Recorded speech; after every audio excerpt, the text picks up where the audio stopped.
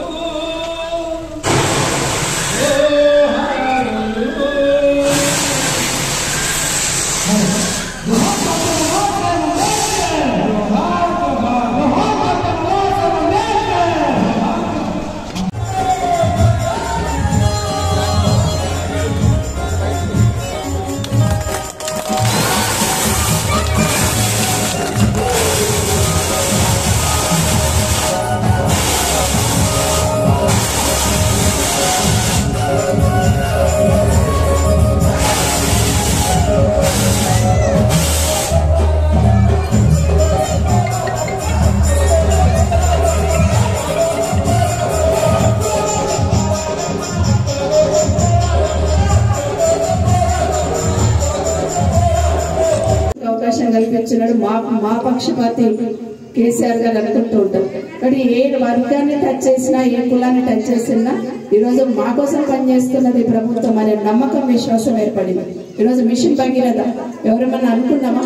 హైదరాబాద్ లో తాగుతున్న నీళ్ళు ఇక్కడ తాగుతామని.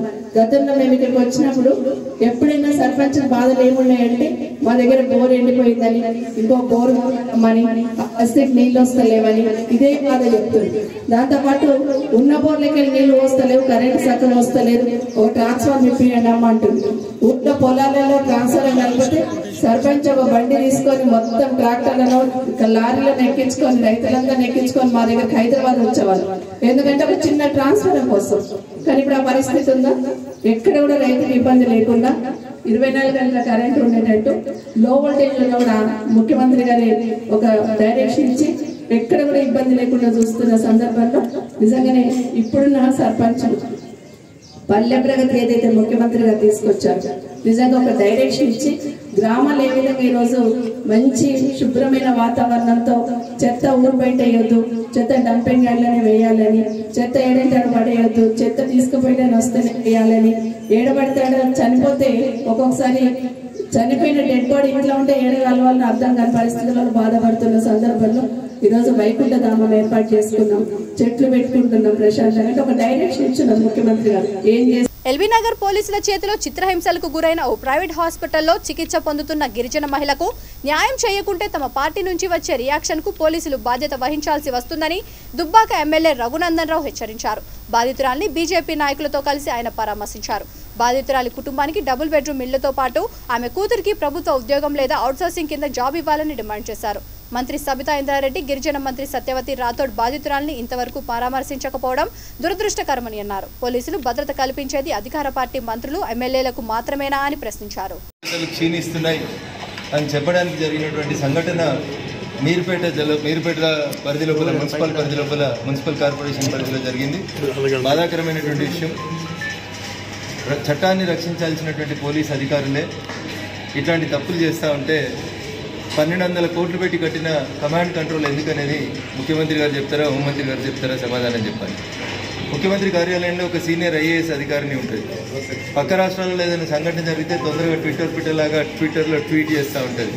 అమ్మ తల్లి, మరి ఈ రాష్ట్రంలో ఈ భాగ్యనగరంలో ఒక గిరిజన మహిళ మీద పోలీసులు చెప్పకూడని ప్లేస్లో, కనబడని ప్లేస్లలో ఒక మహిళని కూడా చూడకుండా దారుణంగా హింసిస్తే ఆ సంఘటనకి ఎందుకు మీ ట్విట్టర్లు స్పందిస్తలేవని అడుగుతా ఉన్నాను.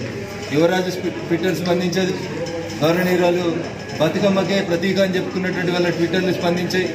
ముఖ్యమంత్రి కార్యాలయంలో ఉన్నటువంటి ఐఏఎస్ అధికారిని మహారాష్ట్రలో ఏదో జరిగింది, మధ్యప్రదేశ్లో ఏదో జరిగిందని ట్విట్టర్లో పెడతారు. కానీ తెలంగాణలో ఆమె ఉంటున్న ఇంటికి 10 కిలోమీటర్ల రేడియస్ లోపల సంఘటన జరిగితే ట్విట్టర్లో ట్వీట్ చేయరు.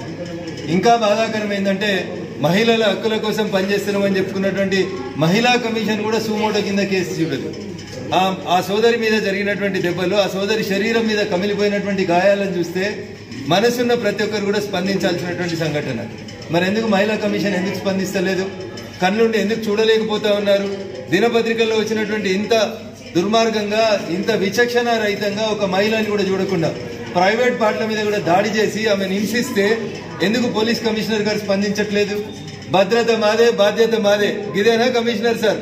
భద్రత మాదే, బాధ్యత మాదే అంటే మహిళలు రోడ్ల మీద తిరిగితే దుర్మార్గంగా కొట్టడమే భద్రత మీది, బాధ్యత మీద. ఎందుకు మౌనంగా ఉంటా ఉన్నారు? కవిత గారు ఎందుకు స్పందించారు? ఐఏఎస్ అధికారులు ఎందుకు స్పందించారు? ఏరి మా గిరిజన మంత్రులు ఎందుకు స్పందించారు? అసలు చట్టం ముందు అందరూ సమానమే అని చెప్పుకుంటున్నటువంటి ఈ దేశంలో అడుగడుగున సీసీ కెమెరాలు పనిచేస్తున్నాయి. అసలు దేశంలో తెలంగాణనే సీసీటీవీలలో నెంబర్ 1 అని చెప్తారు కదా పోలీసులారా. ముఖ్యమంత్రి గారు కూడా అదే చెప్తారు కదా. ఎటుపోయినాయి మరి సీసీటీవీలు? ఏం తప్పు చేసింది ఆ తల్లి? ఆ తల్లి కొడుకు పోయి ఎందుకు పోలీస్ స్టేషన్లో బతిరాడి వాళ్ళ అమ్మని తెచ్చుకోవాల్సినటువంటి పరిస్థితి వచ్చింది? పెళ్లి పత్రిక పెట్టుకున్నటువంటి ఇంటర్మీడియట్ చదివినటువంటి అమ్మాయి గురించి ఎందుకు ఈ సమాజం ఆలోచించదు అనేది ఒకసారి మనం అందరం కూడా ఆలోచించాలి. ఏదో 2 కానిస్టేబుల్ని సస్పెండ్ చేసినాం, అయిపోయిందా? కమిషనర్ గారు 2 కానిస్టేబుల్లే బాధ్యులా? SHO ఉండడా? స్టేషన్ హౌస్ ఆఫీసర్ ఉండడా? CI లేడు, ACP లేడు, అసలు నియంత్రణనే లేదా? 2 కానిస్టేబుల్ని కొట్టేసి దులిపేసి 2 పోలీసుల మీద చర్యలు తీసుకున్నాం, అయిపోయింది అని చెప్తా ఉన్నారు. ఒక మహిళను అరెస్ట్ చేసి పోలీస్ స్టేషన్ కి తీసుకొస్తే జీడీ ఎంట్రీ పెట్టిరా? మహిళా కానిస్టేబుల్ ఉన్నారా? ఆమెను ఎన్ని గంటలకు తెచ్చిండ్రు? అసలు మీ పోలీస్ స్టేషన్ ఆవరణలో CCTVలు పనిచేస్తున్నాయా? దీని గురించి అసలు ఎవరు మాట్లాడారా? బహుశా నాకు తెలిసి ఈ నియోజకవర్గం నుంచి ఒక మహిళా మంత్రి ప్రాతినిధ్యం వహిస్తుంది. ఎక్కడున్నావు సవితమ్మ? నీ నియోజకవర్గంలో ఇంత దారుణమైనటువంటి సంఘటన జరిగితే ఎందుకు మీరు నోరు ఉత్తలేరు అనేది అడుగుతా ఉన్నాం. ఎంతసేపు నా సీట్ వస్తుందా, నాకు బీమా మళ్ళీ వస్తుందా, ఈయన వచ్చే BRS లిస్ట్ లో నా పేరుందా, 500 గజాలు ఎట్లా కబ్జాలు పెడదామా, ఎవరిని దోచుకుందామా అని తప్ప నిజాయితీగా మన నియోజకవర్గంలో జరిగినటువంటి ఒక సంఘటన పట్ల, ఒక మహిళ పట్ల, జనాభాలో సగం, అన్నిట్లో సగం, ఎత్ర స్త్రీ పూజ్యంతే అని చెప్తారు. ఎక్కడైతే స్త్రీ గౌరవించబడుతుందో, ఎక్కడైతే స్త్రీ పూజించబడుతుందో అక్కడే మహిళలు సమాజం బాగుంటది అని చెప్తారు. అయ్యా ముఖ్యమంత్రి గారు, మీ మహిళా మంత్రులు ప్రాతినిధ్యం వహిస్తున్న నియోజకవర్గాల్లో ముఖ్యమంత్రి కేసీఆర్ చేపడుతున్న సంక్షేమ పథకాలకు ఆకర్షితులై ఎంతో మంది బీఆర్ఎస్ పార్టీలో చేరుతున్నారని ఖైరతాబాద్ ఎమ్మెల్యే దానం నాగేందర్ అన్నారు. ఖైరతాబాద్ నియోజకవర్గంలోని హిమాయత్ నగర్ డివిజన్లోని కాంగ్రెస్, బీజేపీకి చెందిన 200 మంది ఆయన సమక్షంలో పార్టీలో చేరారు. వారికి కండువాలు కప్పి పార్టీలోకి సాదరంగా ఆహ్వానించారు. ఈ సందర్భంగా ఆయన మాట్లాడుతూ దేశంలో ఏ రాష్ట్రంలో అమలు చేయని అనేక సంక్షేమ పథకాలు తెలంగాణలో ముఖ్యమంత్రి కేసీఆర్ అమలు చేస్తున్నారని అన్నారు. రానున్న ఎన్నికల్లో కేసీఆర్ హ్యాట్రిక్ కొట్టడం ఖాయమని జోస్యం చెప్పారు. నియోజకవర్గంలో వచ్చే నెలలో 800 మందికి మందికి డబుల్ బెడ్రూమ్ ఇండ్లు ఇస్తామని అన్నారు. ప్రారంభించుకోవడం జరిగింది. నిన్నటితో అది 36వ SRDP కింద మనం నిర్మించుకున్నటువంటి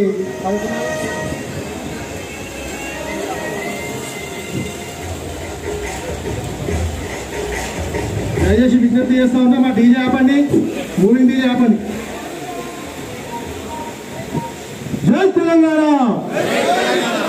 ఇంకా సాధించాల్సింది చాలా ఉంది కాబట్టి దీంట్లో యువత భాగ్యస్వామ్యం ఉన్నది. ఈ యొక్క పథకాలకు మన నాయకుల యొక్క పనులకు ఆకర్షితులై ఎంతో మంది ఈరోజు టీఆర్ఎస్ పార్టీలో జాయిన్ అవ్వడానికి వచ్చేస్తారు. సాధించుకున్నాం. ముఖ్యంగా చెప్పాలనుకుంటే మన హిమాయత్ నగర్ డివిజన్లోనే అన్నా అంటే నేనున్నా రాత్రి మాకు 12:30 గంటలకి అందరికీ ఫోన్ చేసి పురమాయిస్తే మేము మా అధ్యక్షులు అయినటువంటి శ్రీ నరేష్ ముద్రాజీ గారు, తర్వాత శివకుమార్ గారు, అభిలాష్ యాదవ్ గారు, అభిషేక్ యాదవ్ గారు ముందుగా నరేష్ గారికి కండువా వేసిన తర్వాత నా సందర్భం తర్వాత మీకు అందరికీ చేస్తాం.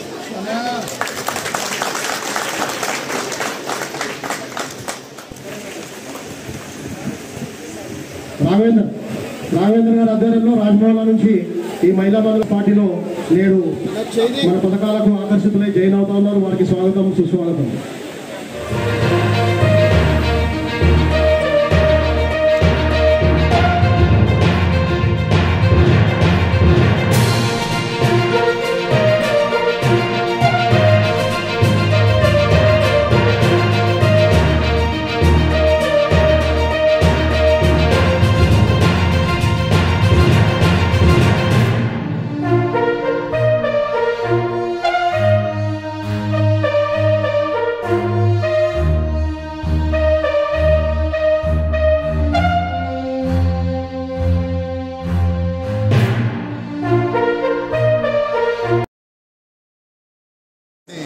చాలా పెద్ద సంఖ్యలో యువకులు జాయిన్ కావడం జరిగింది. అందులో ప్రధానంగా నరేష్ గారి ఆధ్వర్యంలో సుమారు 200 మంది మరి ఇక్కడ హిమాయత్ నగర్ డివిజన్లో జాయిన్ కావడం జరిగింది. అదేవిధంగా రాజ్మొల్లా నుండి, ఆదర్శ్ బస్తీ నుండి, అక్కడి నుండి కూడా సుమారు మహిళలు పెద్ద సంఖ్యలో ఈరోజు పార్టీలో జాయిన్ కావడం జరిగింది.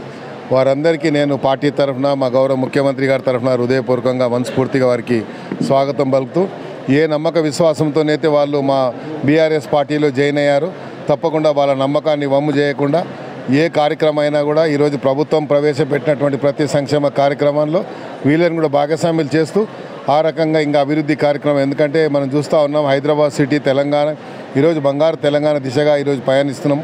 అదేవిధంగా హైదరాబాద్ సిటీ విశ్వనగరంగా గ్లోబల్ సిటీగా గుర్తింపు పొంది హైదరాబాద్లో జరుగుతున్నటువంటి అభివృద్ధి కార్యక్రమాలు మన రాష్ట్రానికి, దేశానికి ఆదర్శంగా నిలబడ్డాయి. ఇతర రాష్ట్రాల వాళ్ళు మన పథకాలన్నీ కూడా వాళ్ళు మరి ఆదర్శంగా తీసుకొని ఈరోజు అన్ని రాష్ట్రాల్లో చూస్తూ ఉన్నాం. అందుకనే తెలంగాణ మోడల్ దేశవ్యాప్తంగా కావాలనేదే కేసీఆర్ గారి ఆకాంక్ష. అందులో భాగంగానే ఈరోజు ఇన్ని పథకాలు ఎక్కడ లేవు భారతదేశంలో. ఈరోజు కాంగ్రెస్ పార్టీ నాయకులు కానీ, బీజేపీ పార్టీ నాయకులు కానీ ఏం చెప్తా ఉన్నారు, అరిచేతిలో స్వర్గం చూపించేటువంటి ప్రయత్నం చేస్తూ ఉన్నారు. కానీ తెలంగాణ ప్రజలు నమ్మి మోసం. తెలంగాణలో బీఆర్ఎస్ అధికార దుర్వినియోగానికి పాల్పడుతోందని జనసేన పార్టీ రాష్ట్ర ఇన్ఛార్జ్ నేమూరి శంకర్ గౌడ్ అన్నారు. కుకట్పల్లి నియోజకవర్గం బాలానగర్ డివిజన్లో జనసేన పార్టీని బలోపేతం చేసేందుకు పాదయాత్ర నిర్వహించారు. ప్రజా సమస్యలను తెలుసుకొని పరిష్కరించే దిశగా కృషి చేస్తామని అన్నారు. నియోజకవర్గంలో ఇచ్చిన హామీలను నెరవేర్చకుండా పర్యటిస్తున్న నేతలను ప్రశ్నించాలని సూచించారు. రాబోయే ఎన్నికల్లో జనసేన పార్టీ బలంగా ఉన్న చోట్ల ఈసారి అభ్యర్థులు పోటీ చేస్తారని వెల్లడించారు. ప్రతి ఆదివారం నియోజకవర్గ వ్యాప్తంగా ప్రతి డివిజన్లో పర్యటిస్తున్నామని అన్నారు. ఈ కార్యక్రమంలో జనసేన పార్టీ స్థానిక నేతలు, నియోజకవర్గం డివిజన్ అధ్యక్షులు, కార్యకర్తలు పెద్ద ఎత్తున పాల్గొన్నారు.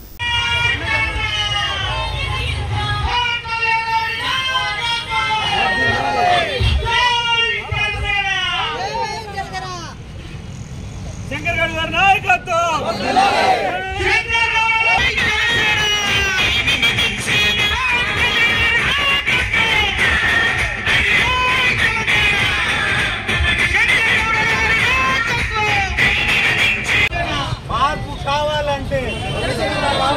మార్పు కావాలంటే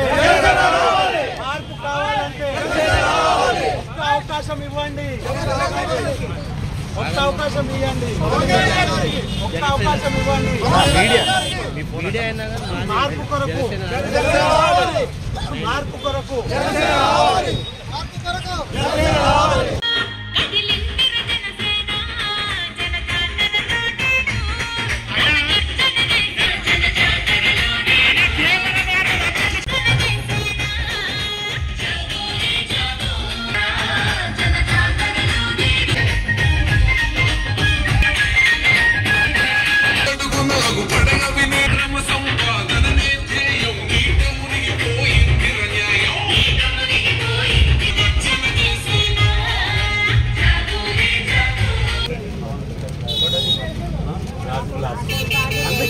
ఫైట్ చేస్తున్నాం. పింఛన్ లేదు, రేషన్ కార్డు లేదు. ఇందాకనే చెప్పిన నేను ఒక్కసారి అవకాశం మాకు ఇవ్వండి, మీ గురించి నేను ఫైట్ చేస్తాను. సరేనా అమ్మా? నేను మాట్లాడుతున్నాను. సరే సరే కొంచెం మీ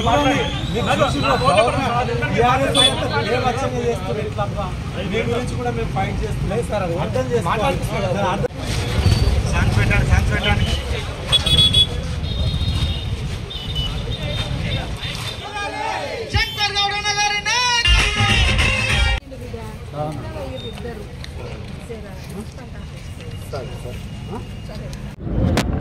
గత కొన్ని రోజులుగా మేము పాదయాత్ర చేయడం జరుగుతుంది.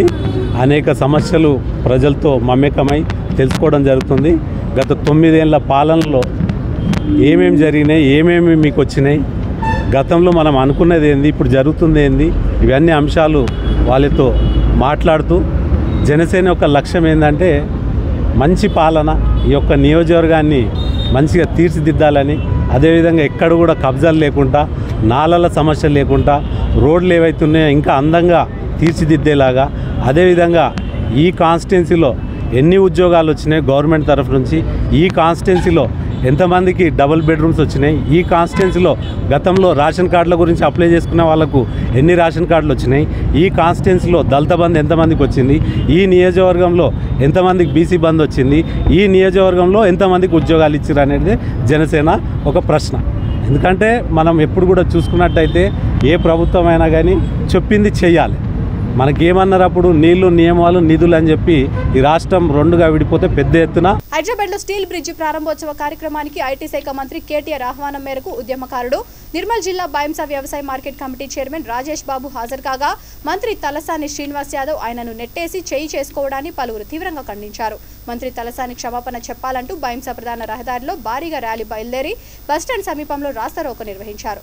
మంత్రి తలసాని శ్రీనివాస్ చిత్రపటాన్ని దహనం చేశారు. ఈ సందర్భంగా పలువురు రాజేష్ బాబు అభిమానులు, ఉద్యమకారులు మాట్లాడుతూ మంత్రి తలసాని క్షమాపణ చెప్పాలని, లేని పక్షంలో రాష్ట్ర వ్యాప్తంగా ఆందోళనలు చేస్తామని హెచ్చరించారు. బాధ్యతాయుతంగా ఉండవలసిన వారే ఈ రకంగా వ్యవహరించిన తీరు బాధాకరమని అన్నారు.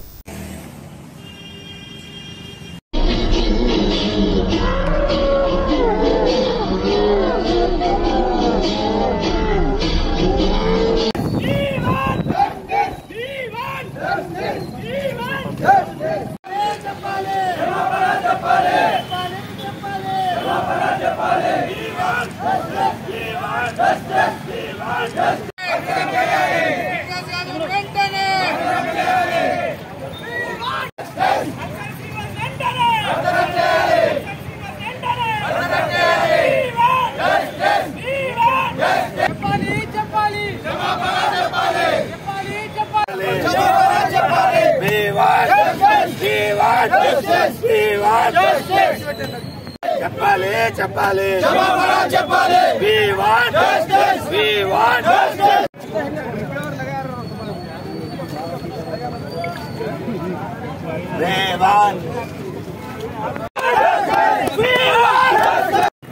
కేటీఆర్ గారి పిలుపు మేరకు స్టీల్ బ్రిడ్జ్ ఇనాగ్రేషన్ అక్కడి సందర్భంగా రాజేష్ బాబు గారు అక్కడికి వెళ్ళడం జరిగింది. అయితే రాజేష్ బాబు గారు 20 సంవత్సరాల నుంచి తెలంగాణ పార్టీ ఆవిర్భావం నుంచి ఉద్యమకారుడిగా ఉంటూ తన అత్యున్నత పదవికి రాజీనామా చేసి ఎన్నో ఉద్యమాలలో పాల్గొని ఎన్నో కేసులను ఎదుర్కొని కేసీఆర్ గారి ఆదేశాల మేరకు ఎటువంటి బాధ్యతలు ఇచ్చినటువంటి రాష్ట్ర బాధ్యతలు కావచ్చు, ఎస్టీసీల అధ్యక్షులుగా చేశారు, మన జిల్లా ఎస్టీసీల అధ్యక్షులుగా, అలాగే ముదోల్ తాలూకాకు ఏ పిలుపునిచ్చినా ఆ పనులు చేస్తున్నటువంటి ఒక గిరిజన బిడ్డ అయినటువంటి రాజేష్ బాబు గారికి నిన్న ఏదైతే తలసాని శ్రీనివాస్ యాదవ్ గారు కాలర్ పట్టి వెనుకకు లాగి నెట్టేసి చెప్ప మీద కొట్టినటువంటి ఏదైతే చర్య ఉందో మేము పొద్దున వీడియోలు చూడడం జరిగింది.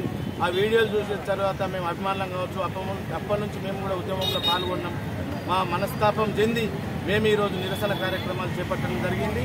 ఇట్టి కార్యక్రమాలను రాష్ట్రం దృష్టికి తీసుకెళ్తాం. ఇటువంటి మంత్రి ఏదైతే ఆయన మీద అటువంటి చర్యకు పాల్పడ్డాడో అతన్ని వెంటనే అధిష్టానం గుర్తించి కేటీఆర్ కావచ్చు, కేసీఆర్ గారు కావచ్చు, అతని వెంటనే మంత్రి పదవి నుంచి తొలగించే వరకు మా ఉద్యమం ఆగదని ఈ మేరకు మేము తెలియజేస్తాం. భద్రాద్రి కొత్తగూడెం జిల్లా రామవరం మాతా శిశు కేంద్రంలో దారుణం చోటు చేసుకుంది. డాక్టర్ల నిర్లక్ష్యంతో తల్లి బిడ్డ మృతి చెందారు. టేకులపల్లి మండలం బోడుకు చెందిన 3 ఋతు అనే గర్భిణి 12 రోజుల క్రితం హాస్పిటల్లో జాయిన్ అయింది. కడుపులో బిడ్డ మృతి చెందగా రాత్రి తల్లి కూడా మృతి చెందింది. అయితే ఈ విషయాన్ని దాచిన ఆసుపత్రి యాజమాన్యం పోలీసులకు సమాచారం ఇచ్చి హైడ్రామా సృష్టించింది. పోలీసులు వెనక గేటు నుండి మృతదేహాన్ని ప్రభుత్వ హాస్పిటల్కి తరలించారు. పెద్ద ప్రాణానికి ప్రమాదం అమ్మ. మాయలో 14వ తారీఖు నుండి ఉంచుకొని సార్ శుక్రవారం రోజు పెద్ద ప్రాణానికి ప్రమాదం అని చెప్పారు సార్. 14వ తారీఖు నుండి ఇన్ని రోజులు ఇక్కడే ఉంచుకున్నారు. 18వ తారీఖు పెద్ద ప్రాణానికి ప్రమాదం అమ్మ అని చెప్పారు. అప్పుడు సంతకాలు పెట్టించుకున్నారు మాతోటి. మేము చేస్తారేమో అని నమ్మారు సార్ వీళ్ళని, కానీ ఇలా మోసం చేస్తారు అనుకోలేదు. ఇట్లా చేస్తారు పెద్ద ప్రాణం మాకు కావాలి ఏమన్నారు తర్వాత ఏమన్నారు అసలు మాట్లాడలే. ఇక హార్ట్ ఆగిపోయిందమ్మా.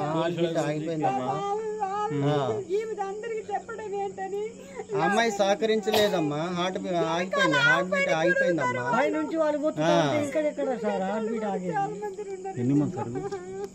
అని చెప్పి ఇక అట్లా ఇది చేసేసారు. ఇప్పుడు ఎంత 9 నెలలు అయిపోయినాయా? 9 నెలలు కాలే, 8 నెలలు జరిగి 15 రోజులు అవుతుంది. అయితే ఆ మాయ బీపీ పెరిగింది. బీపీ పెరగటం వల్లనే అడ్మిట్ అవ్వమన్నారు. సర్లే మాకు ఇక ఎట్లయినా భయం ఉంటుంది కదా ఇప్పుడు అని చెప్పి ఆల్రెడీ ముందే వాళ్ళు అనగానే మేము జాయిన్ అయిపోయినాం.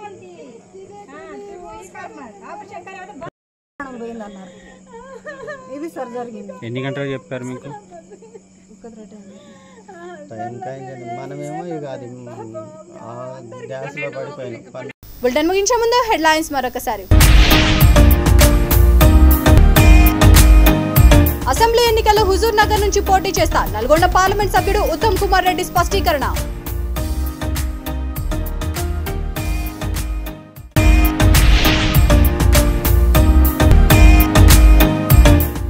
సెక్రటేరియట్ లో గుడి చర్చి మసీదును 25న ప్రారంభించనున్న కేసీఆర్. నిర్మాణ ప్రాంగణంలో అధికారులతో కలిసి కలియ తిరిగిన మంత్రులు వేముల.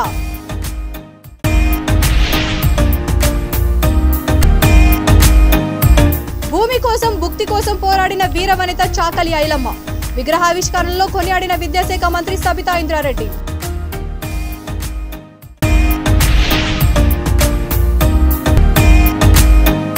పోలీస్ బాధితురాలికి డబుల్ బెడ్రూమ్ ఇళ్లు ఇవ్వాలి.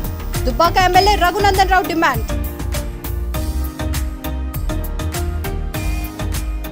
ఈ బులెటిన్ ఇంతటితో సమాప్తం. మరొక బులెటిన్తో మళ్ళీ కలుద్దాం. అంతవరకు చూస్తూనే ఉండండి V3 న్యూస్. లక్ష్యం సమాజహితం.